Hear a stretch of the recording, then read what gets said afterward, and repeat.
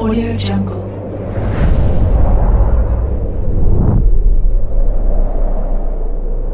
Yo, balik lagi bersama Mimin di Manhua TV. Kali ini kita akan lanjutkan pembahasan dari cerita SSS level Paladin Wobrex Logic. Mimin infokan kembali bagi teman-teman yang ingin menonton video terbaru lebih cepat, silahkan bergabung menjadi member di channel ini dengan biaya 5.000 per bulannya. Jika tidak, teman-teman bisa bersabar lebih dulu selama 2-3 hari untuk menonton video tersebut. Tanpa berlama-lama, yuk kita masuk ke disclaimer dulu.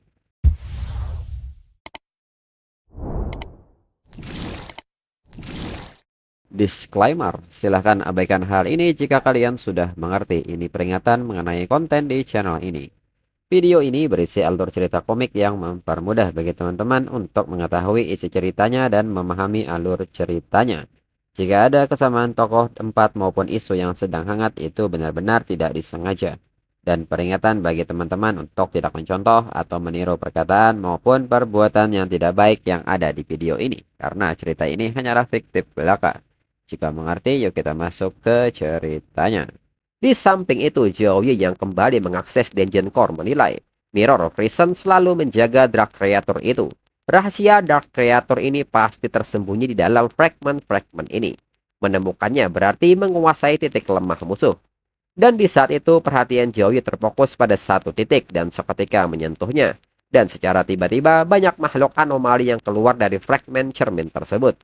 Di saat yang sama, Joey pun mendapatkan sebuah perasaan dan penglihatan aneh. Joey yang terus menyelami penglihatan di Dungeon Core menilai bahwa informasinya terlalu kacau dan ada sesuatu yang menghalangi dirinya. Lalu Joey kembali mencoba memfokuskan kehendaknya, seperti mencoba menangkap sinyal di tengah badai, dan berusaha untuk mendengar dan melihat, serta saring gangguan itu hingga Joey mendapatkan sebuah gambaran sebuah pengorbanan, jalur, serta wilayah yang terbuka. Namun di saat Joey terus menyelaminya, tiba-tiba Joey malah terpental keluar dari ingatan Dungeon Core dan kesadaran Joey pun kembali. Prospeng yang memperhatikan Joey bertanya apa yang Joey lihat. Joey terlihat pucat. Joey mengatakan bahwa dirinya mengerti sekarang soal jalur ini. Pantas saja energi demonik di Cold Morrow Crystal terasa begitu familiar. Prospeng pun bertanya maksud Joey. Joey menyebut bahwa beberapa bulan lalu di pegunungan Gale, dirinya bertarung melawan klan demon yang menyusup lewat retakan berukuran sedang. Aura di sini sama dengan mereka. Prospeng pun bertanya apakah maksud Joey. Joey melihat klan demon di dalam inti Mirror of Reason. Joey pun membenarkan hal itu. Dan yang ini lebih buruk dari yang dirinya bayangkan. Dengan melihat memori inti Mirror of Reason, dirinya menemukan bahwa Dark Creator itu adalah gerbang dunia lain yang sedang terbentuk. Dia mengirim sumber daya dari dunia lain ke Blue Star, membuat kamar dagang secara sukarela menyerahkan orang-orang hidup. Menyebutnya sebagai persediaan hidup, padahal sebenarnya mereka adalah korban untuk membuka jalur yang sesungguhnya. Setelah menyerap cukup banyak energi kehidupan, sebuah gerbang dunia lain yang lengkap terbuka. Cukup besar untuk dilewati sejumlah besar klan demon akan terbuka sepenuhnya. Frostpeng pun menyebut bahwa ini sama seperti 100 tahun yang lalu. Frostpeng pun bertanya apakah Joey takut. Joey pun mengatakan bahwa dirinya tidak takut tapi waspada. Menyerbu masuk tidak akan menyelesaikan masalah. Tiesin dan yang lainnya baru saja melalui pertempuran sengit. Mereka belum terbiasa dengan kekuatan baru mereka dan kondisi mereka belum optimal. Masuk secara gegabah bukanlah keberanian, itu kebodohan. Ini bukan kekuatan yang tak terkalahkan, hanya saja dirinya dan yang lainnya perlu waktu untuk menjadi lebih kuat dari sekarang. Prospeng pun mengatakan bahwa kewaspadaan adalah aturan pertama bertahan hidup bagi seorang pemburu. Prospeng pun seketika bertanya bagaimana Joey berencana membuat mereka untuk beradaptasi. Joey tidak bisa melatih skill nyata hanya dengan duduk. Joey pun mengatakan bahwa tentunya mereka tidak akan hanya duduk diam. Bukankah seluruh Mirror Prison ini adalah tempat latihan yang sempurna? Dirinya bisa mengendalikannya pada tingkat dasar. Mungkin dirinya bisa menciptakan beberapa lawan simulasi. Membiarkan semua orang merasakan kekuatan dan teknik skill rank S mereka sepuasnya. Di lingkungan yang sepenuhnya aman. Mereka bahkan bisa melakukan beberapa tes tekanan ekstrim. Prospeng pun tertawa mendengar hal ini dan menyebutnya menarik. Lalu kini Zhao Yi menghampiri mereka dan mengatakan bahwa ada perubahan rencana. Mereka tidak akan masuk lebih dalam dulu. Shen Linfeng kaget mendengar hal ini dan bertanya mengenai alasan Zhao Yi. Zhao Yi menyebut bahwa yang ada di dalam itu kuat, lebih kuat dari musuh yang pernah mereka hadapi sebelumnya. Dirinya tidak ingin ada yang terluka karena mereka tidak siap atau terjadi hal yang lebih buruk. Sebelum operasi terakhir, mereka semua butuh pelatihan khusus. Tiesin pun bertanya mengenai latihan khusus ini. Bagaimana cara mereka latihan di neraka ini? Shen Linfeng pun nampak bersemangat mengenai latihan khusus ini dan bertanya bagaimana caranya. Zhao Yi menyebut bahwa dirinya akan memanipulasi energi Denjun untuk menciptakan lawan simulasi dengan kekuatan setara dengan mereka atau bahkan sedikit lebih kuat. Hanya ada satu tujuan lewat pertarungan yang mendekati nyata, memeras potensi mereka dan membuat mereka sepenuhnya menguasai kekuatan yang baru saja mereka dapatkan. Shen Linfeng pun sangat tidak sabar dengan pertarungan simulasi ini dan menyebut bahwa dirinya sangat suka dan dirinya yang akan coba duluan. Tang Ling pun menyebut bahwa Shen Linfeng baru saja pulih dari luka. Shen Linfeng mengatakan bahwa ini hanya luka kecil, dirinya sudah sembuh sejak lama. Zhao Yi pun mengatakan kepada Shen Linfeng bahwa ini bukan game, rasa sakit dan tekanan dari pertarungan simulasi itu nyata. Dirinya akan menyesuaikan tingkat kesulitan secara dinamis berdasarkan performa Shen Linfeng. Shen Linfeng mungkin akan mati berkali-kali. Shen Linfeng pun mengerti dirinya tidak bisa meminta lebih. Zhao Yi pun tersenyum melihat semangat mereka dan mulai mengaktifkan Dungeon Core Mirror Prison. Hingga kini Shen Linfeng pun ketarik ke sebuah dimensi. Dan tak berselang lama kini seorang lawan pun datang menyerang Shen Linfeng. Notifikasi pun menyebut bahwa ini adalah tubuh simulasi Shadow Stalker level 35. Dengan cepat Shen Linfeng bereaksi dan memasuki mode Blood Dragon dan menyerangnya. Namun serangan Shen Linfeng nyatanya gagal karena Shadow Stalker telah lebih dulu mengaktifkan skill clone. Hingga pada akhirnya Shen Linfeng terus melepaskan pukulannya ke arah klon-klon yang mendekat. Shen Linfeng pun agak kesal dengan lawan tipe bayangan ini. Selain itu, Shen Linfeng juga tidak menyangka Shadow Stalker juga sangat cepat. Hingga Shen Linfeng terus berusaha mengimbangi kecepatan Shadow Stalker. Zhao Yi yang menyaksikan ini menilai bahwa dirinya bahkan bisa merasakan detail pertarungan. Dengan begini, dirinya bisa menyesuaikan lawan simulasi dan lingkungannya. Shen Linfeng belum terbiasa dengan tipe bayangan, dirinya akan kurangi gangguan lingkungan dulu. Dan akan meningkatkan kesulitannya setelah Shen Linfeng beradaptasi. Hingga pada akhirnya Shen Linfeng bisa mengatasinya. Namun hal ini belum selesai di mana 4 Shadow Stalker kembali muncul. Shen Linfeng tidak menduga bahwa mereka datang berkelompok juga. Lalu Zhao Yi pun bertanya kepada yang lain, apakah mereka sudah siap? Mereka pun menunjukkan ekspresi kesiapannya hingga mereka kini dipindahkan ke dalam dimensi. Melihat hal ini, Zhao Yun pun nampak heran melihat mereka seketika menghilang. Zhao Yun pun kini menatap Zhao Yi dengan ekspresi yang menunjukkan bahwa dirinya ingin ikut. Namun Zhao Yi meminta Zhao Yun untuk tidak pernah memikirkan hal itu. Hingga Zhao Yun pun agak kecewa. Kemudian Prospeng pun kini bertanya kepada Zhao Yi bagaimana rasanya mengendalikan inti mirror. Zhao Yi pun merasa aneh seperti memegang kunci yang berat namun terasa pas dan sempurna. Zhao Yi pun merasa ini memang benar samar-samar tapi dirinya jelas merasakan koneksinya makin dalam. Setiap kali dirinya membangun dan mempertahankannya, hubungan dirinya dengan ruang ini jadi semakin lebih jelas. Dan kekuatan yang dirinya kendalikan juga bertambah sedikit demi sedikit. Prospeng pun menyebut bahwa ternyata Zhao Yi punya sedikit bakat juga. Prospeng pun meminta Zhao Yi mengingat ini. Benda ini seperti lengan baru. Zhao Yi harus sering memakainya dan sering berlatih agar bisa mengendalikannya seperti anggota tubuh Zhao Yi sendiri. Saat Zhao Yi bisa mengendalikannya 100%, setiap helai rumput dan setiap pohon di seluruh dungeon ini akan bergerak sesuai kehendak Zhao Yi. Itulah kekuatan sejati seorang Master Dungeon. Zhao Yi pun mengerti dan akan melakukannya. Lalu saat Zhao Yun terus bermain, salah satu bola salju mengarah ke salah satu cermin es. Saat mendekat, Zhao Yun melihat sebuah sosok yang datang mendekat. Zhao Yun pun kaget dan segera memanggil Zhao Yi. Dan Zhao Yi seketika menebas es tersebut dan bertanya, ada apa? Zhao Yun pun menyebut bahwa itu dia, Red Madam ada di sini. Dia ada di dalam cermin. Lalu saat ini di pintu masuk Blackwing Valley, Red Madam pun meminta boneka-bonekanya untuk maju duluan, serta diam-diam jangan sampai ketahuan. Dan saat hendak maju, Red Madam meminta bonekanya untuk menunggu dan membagi bonekanya dengan dua masuk dari depan, dua mengitari belakang dan menyelinap lewat celah belakang, dan dua sisanya lindungi dirinya. Dalam pikiran Joey, kekuatan spiritualnya terhubung dalam ke inti Mirror Vision. Persepsinya bisa menyebar ke seluruh Blackwing Valley. Seolah-olah dirinya memasang kamera keamanan holografis di seluruh Blackwing Valley. Apapun trik yang Red Madam punya, dia takkan bisa lepas dari telapak tangannya. Red Madam belum mati dan auranya sangat kacau. Dia pasti memakai teknik kebangkitan rahasia dan belum pulih sepenuhnya. Lalu Joey memberitahu Joyun bahwa kondisi Red Madam luar biasa buruk. Dia berjalan menuju perangkap. Untuk itu Joyun tidak perlu takut, dirinya akan menunjukkan kepada Joyun sebuah permainan. Joyun pun bertanya permainan apakah itu. Joey pun menyebut bahwa permainan ini bernama kucing dan tikus. Lalu saat ini Red Madam yang menyelidiki Blackwing Valley menilai bahwa ada yang tidak beres, terlalu sunyi, dan ada perasaan diawasi yang menyelimuti. Seolah-olah seluruh lembah sedang memantaunya. Dirinya harus menemukan sumber anomali ini agar bisa melaporkannya kepada bos. Lalu Red Madam meminta bonekanya untuk maju ke depan dengan perlahan.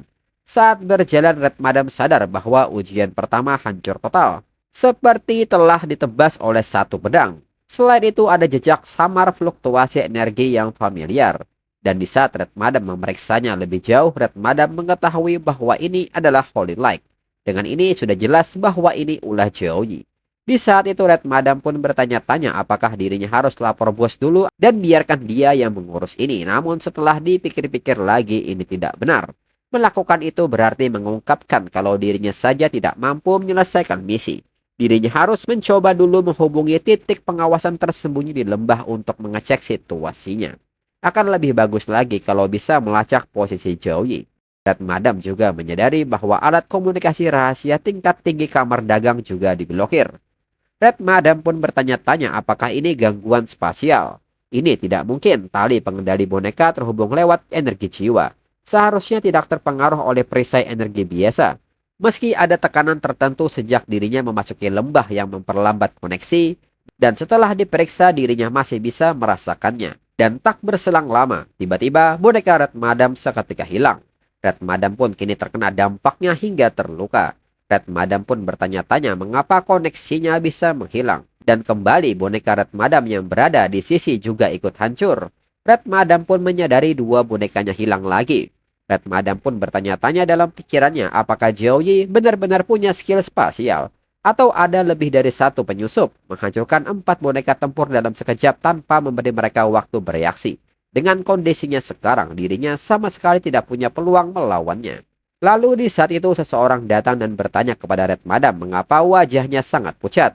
Red Madam pun seketika bertanya kepada wanita ini apa yang dia lakukan di sini. Wanita ini pun mengatakan bahwa dirinya hanya lewat untuk mengambil upeti sekte. Wanita ini pun menyebut saat Red Madam terbaring sakit di ranjang, dirinya lah yang mengambil semua upeti sekte untuk Red Madam. Wanita ini pun bertanya bagaimana kalau dirinya juga yang mengurus misi ini untuk Red Madam. Red Madam seketika bertanya apakah wanita ini yang membunuh bonekanya. Wanita ini pun mengatakan bahwa dirinya tidak mengerti apa yang Red Madam bicarakan. Sepertinya Red Madam sedang dalam masalah besar. Red Madam sebaiknya cepat kembali dan memulihkan diri. Mungkin ada lebih dari satu penyusup dan meminta Red Madam untuk tidak mati di sini.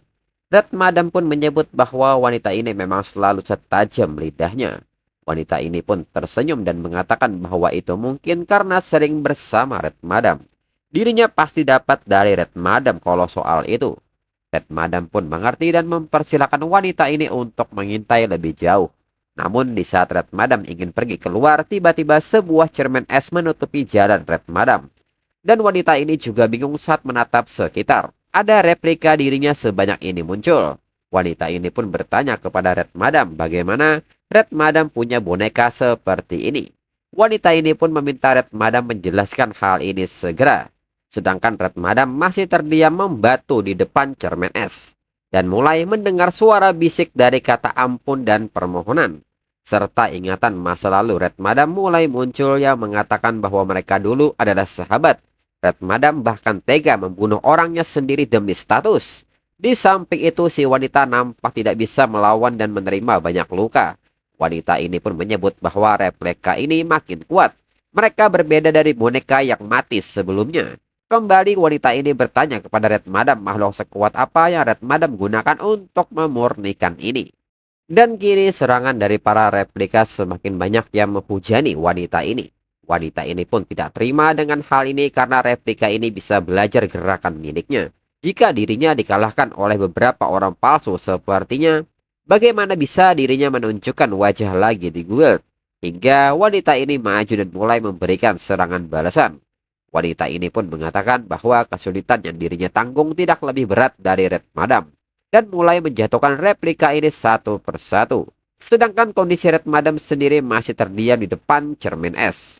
Salah seorang yang muncul dari ingatan Red Madam meminta Red Madam untuk tidak terkendali oleh semua uang itu. Apakah Red Madam melupakan cara mereka membuat roti jagung tunggal di perkumpulan kumuh? Dan seseorang yang lain muncul dan memohon kepada Red Madam untuk tidak mengganggunya. Dirinya tidak akan bicara sepatah kata pun dengan siapapun yang bisa dirinya percaya saat ini. Dan tidak akan pernah kembali ke provinsi Tianlan. Lalu ingatan lain mengatakan bahwa anak-anak Red Madam menangkap istri dan anaknya. Mereka bilang jika dirinya tidak melakukan apa yang Red Madam katakan, mereka akan menelanjanginya dan mengarahkannya di jalan. Seseorang pun meminta tolong kepada Red Madam untuk berbelas kasih. Dan dirinya akan memberitahu Red Madam semua yang dirinya ketahui, tanpa menahan apapun. Lalu ingatan lain mengatakan bahwa putranya berumur 10 tahun sedang menunggunya di rumah. Demi dirinya dia akan menjadi anak yatim piatu. Demi anaknya, dirinya mohon biarkan dirinya menjadi seorang pelacur asal bisa melihat anaknya tumbuh dewasa. Hingga seorang wanita tua muncul dan menegur Red Madam yang masih kecil, serta mengatakan bahwa Red Madam pasti lapar. Wanita tua ini pun meminta Red Madam membersihkan darah yang ada di wajahnya dan ikuti dirinya. Mulai sekarang nama Red Madam adalah Hong. Red Madam pun kini terdiam dengan tangisnya dan menyebut itu adalah ibu baptisnya. Namun seketika wanita tua yang disebut ibu baptis ini berubah dan mengatakan bahwa dirinya pikir Red Madam hanya keras kepala. Dirinya menyimpan makanan dan pakaian terbaik untuk Red Madam. Dirinya tidak pernah berpikir Red Madam sebagai orang yang tidak bisa bersyukur dan ini melukai hatinya. Red Madam menggunakan semua yang dirinya ajarkan untuk melawan dirinya. Red Madam pun meminta ibu baptisnya untuk pergi menjauh dengan rasa takutnya. Red Madam yang panik pun kini menggunakan benang sutranya dan mencekram sebuah tengkorak batu. Red Madam pun kini mengeluarkan isi pikirannya dengan berteriak dan mengatakan bahwa sekarang dirinya punya rumah yang dilapisi batu bata emas. Dan satu orang berlutut untuk menikmati sup sarang burung. Dan pencapaian lain-lainnya telah Red Madam raih selama ini. Red Madam pun menegaskan bahwa ibu baptisnya lah yang tidak bisa mengikutinya. Namun ibu baptisnya mencoba untuk menyeret dirinya dan membusuk di lumpur bersamanya hingga Red Madam mengeluarkan sebuah serangan menuju ibu baptis yang ada di cermin es. Namun cermin es yang menerima serangan ini malah memantulkan serangannya. Lalu di saat yang sama rekan Red Madam pun tiba-tiba muncul dan mengatakan bahwa dirinya hampir terbunuh oleh replika sialan itu. Dan sekarang giliran Red Madam untuk menjelaskan semuanya kepada dirinya. Merasakan niat membunuh ini, Red Madam seketika mencengkram si wanita. Dan di saat yang bersamaan serangan beam dari Red Madam yang dipantulkan kini mendekat hingga ledakan pun terjadi. Namun nyatanya sebuah cermin es melindungi Red Madam dari ledakan tersebut. Red Madam yang bingung pun bertanya bagaimana ingatan dirinya bisa ada di sini.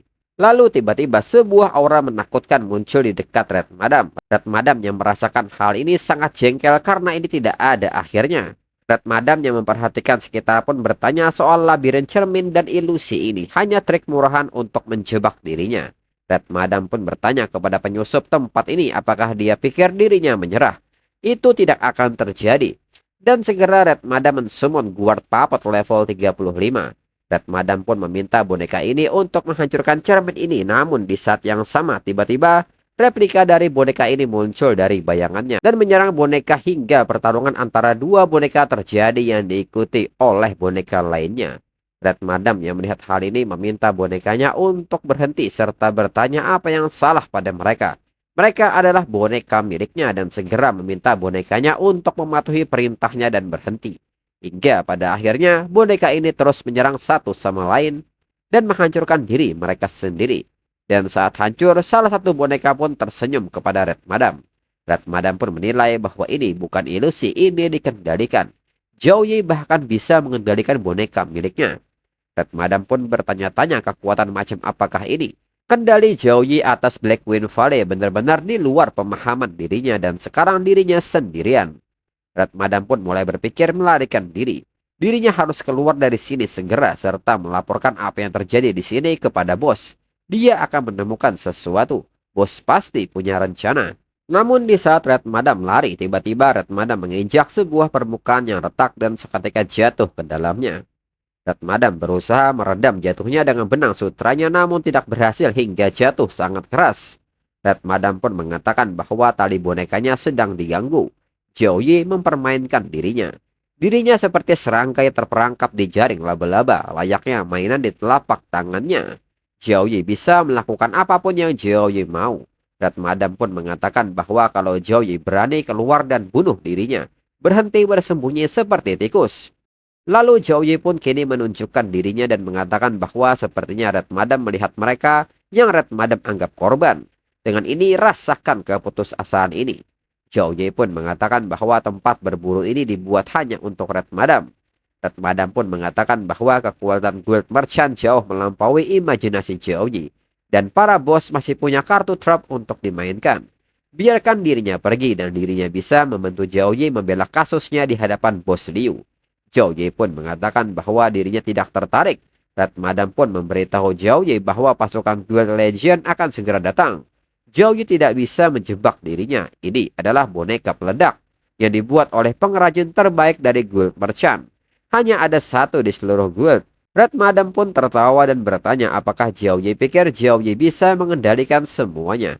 Dengan ini mereka akan lihat bagaimana Zhao Yi memblokir ini. Bahkan jika dirinya mati, akan dirinya hancurkan tempat ini hingga hancur dan chapter berakhir.